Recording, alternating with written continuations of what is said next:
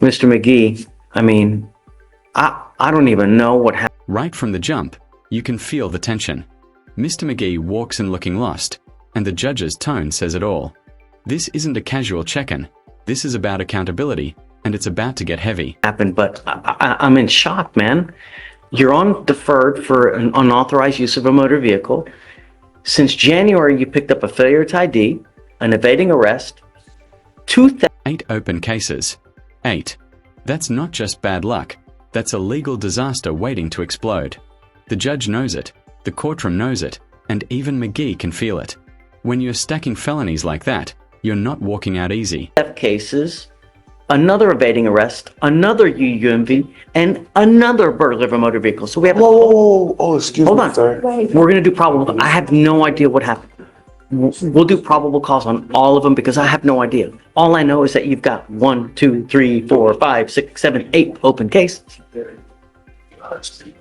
Okay. So let's do this. I see, so far, from January 23rd of this year, he had a failure to ID evading. We've already done probable cause. It's been found that there's a bond set. It looks like February 14th, a felony theft was picked up. A bond has been set on that case. Probable cause has been found.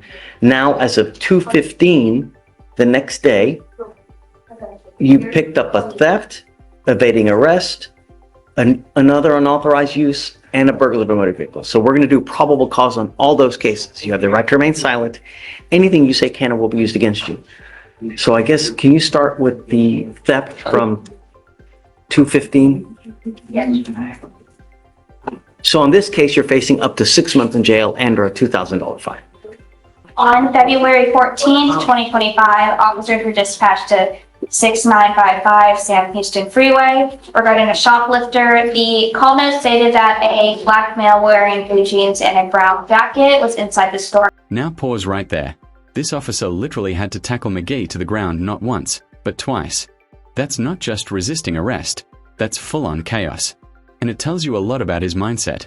Fight, flee, and figure it out later. Concealing items. The officer observed the defendant walking outside the location and through the parking lot. The officer attempted to make contact with the defendant, who then began to flee on foot. The defendant ran through the parking lot, maneuvering through motor vehicles. The officer was then able to catch up with the defendant and attempted to tackle the defendant to the ground. The defendant was able to slip away and continue to evade. The officer was able to tackle the defendant to the ground, but was still attempting to stand back up and get away. So the officer struck him one more time to gain compliance, and he evaded for approximately 50 yards.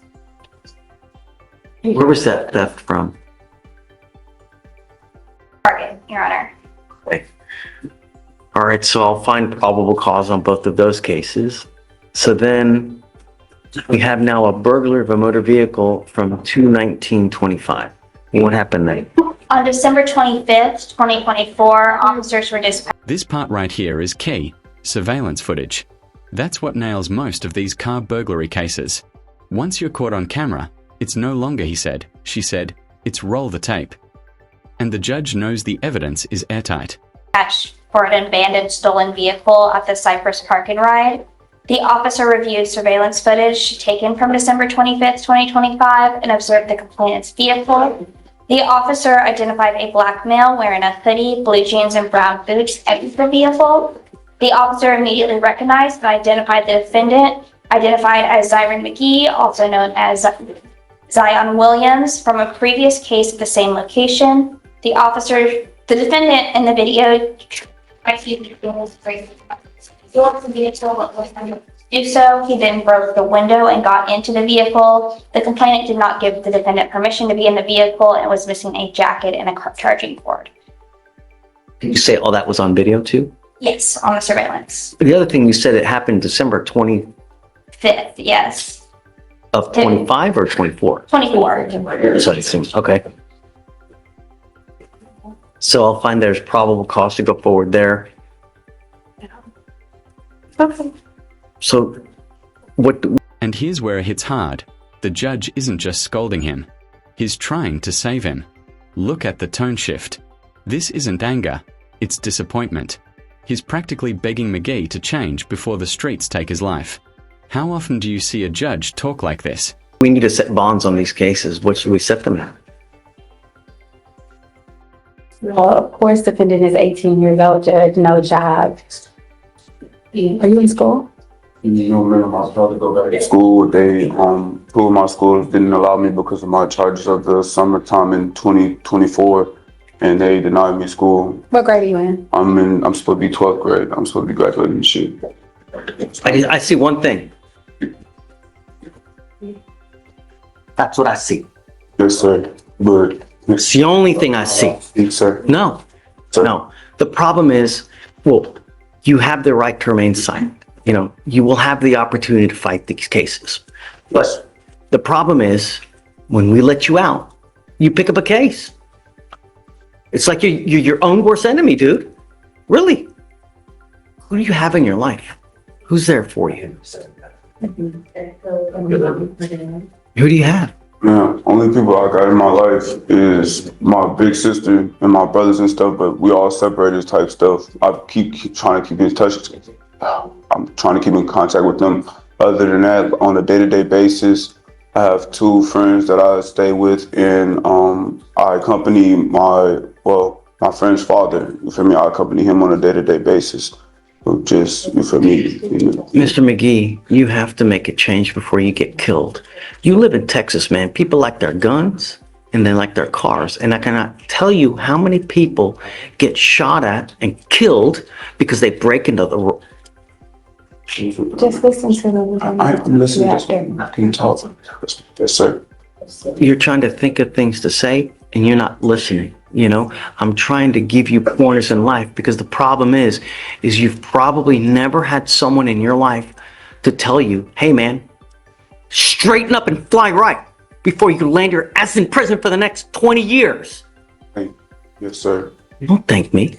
Don't, you know, you think that this is a game and it's not a game, Mr. McGee. You've got 8 open cases now. And the problem is, This moment right here sums up the entire hearing. A young man on the edge, and a judge trying to pull him back from the point of no return.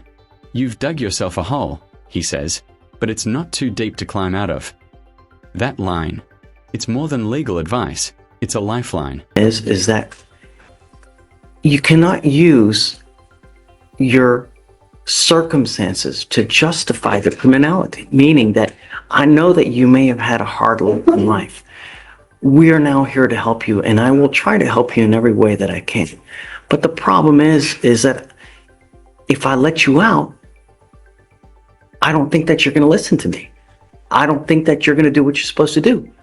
So something's got to give. Either you're going to get a lengthy prison sentence, you're going to grow up in there with probably the wrong people trying to guide you. When you're out there in the free world, if you need help, we can always help you here. All you got to do is ask. But when you're given a bad lot in life, you can still raise up and persevere. It's just how you're going about doing it. You understand? Yes, sir. You've dug yourself a hole, but it's not so damn deep that you can't get out of. Someday you will, but you have to turn around because something's got to give. You're either going to get a lengthy jail sentence or you're going to end up dead. People like their guns and they like their cars. And when you mess with the wrong person, they're going to shoot your ass dead. And I can show you article after article after article where someone ends up dead because they break into the wrong person's car. I have it here. Once every 2 weeks, someone's dead because of it. At the end of the day, this isn't just about crimes and courtrooms, it's about choices. Zyron McGee's story shows how fast life can spira. I would not let you out unless I know that you have a stable and trusting place to go to.